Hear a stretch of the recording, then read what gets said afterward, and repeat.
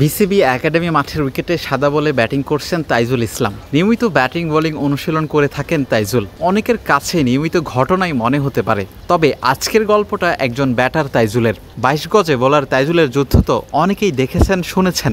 আজ ব্যাটার তাইজুলকে নিয়ে বলা হোক বাকি গল্প। একটা সময়ের অন্যতম সেরা ক্রিকেটার বিরাট কোহলি ও স্টিভ স্মিথকে ছাড়িয়ে যাওয়া তাইজুল ব্যাট হাতে কতটা অপ্রতিরোধ্য ছিলেন গেল বছর। সাদা বলের রেকর্ডে ভাগ না বসালেও সাদা পোশাকেই লিখেছিলেন হার না মানা গল্প।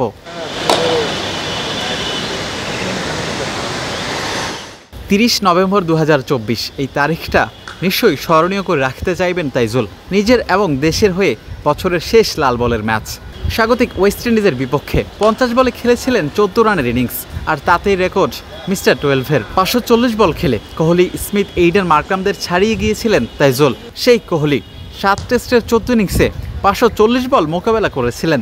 আরেকদিকে স্মিথের রেকর্ড ছিল ১২ ইনিংসে ৪৭১ বল। পরবর্তীতে বর্ডার গাভাস্কার সিরিজে তাইজুলকে ছাড়িয়ে যান দুজনেই।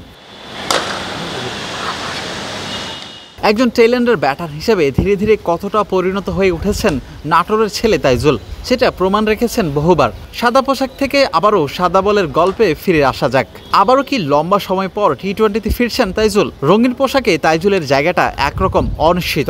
৫০ ওভারের ফরম্যাট কিংবা ২০ ওভারের ফরম্যাট, যেখানে এই বামহাতি স্পিনারকে গেল কয়েক বছর ধরেই বিবেচনা করা হচ্ছে না। সামনে এশিয়া কাপের আরও একটা আসর। এর আগে ঘরের মাঠে নেদারল্যান্ডসের বিপক্ষে টি-20 সিরিজ খেলার কথা রয়েছে টাইগারদের। ডাচদের বিপক্ষে খেলতে কি সাদা বলে অনুশীলন করছেন টিজে?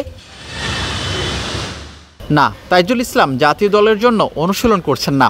সেপ্টেম্বরেই শুরু হচ্ছে এনসিএল টি-20-র আসর। সেই টুর্নামেন্টকে সামনে রেখে ব্যাট বল হাতে প্রস্তুত হচ্ছেন এই টাইগার। টি-20তে লাল সবুজ জার্সিতে পরিসংখ্যানটা হতাশার কথাই বলবে। ২০১৯ সালে ২০ ওভারের ফরম্যাটে অভিষেক হয়েছিল দেশের হয়ে। তারপর সেখানেই থমকে গিয়েছিল টি-20 ক্যারিয়ার। নামের পাশে মাত্র ২টি টি-20 ম্যাচ। আপাত দৃষ্টিতে সেই তাইজুলের কোনো সম্ভাবনা নেই টি-20 দলের ফেরার। তবে ন্যাশনাল টিমে না ফিরলেও ঘরোয়া টি-20তে ঠিকই ফিরছেন Taijul. Mirpur home of cricket থেকে বিলাল হোসেন শিমুল, ক্রিকেট 97। ওয়ালটন এখন দেশের সীমানা পেরিয়ে পৌঁছে গিয়েছে ৫০টিরও বেশি দেশে। ওয়ালটন, ঘরে ঘরে, বিশ্বজুড়ে।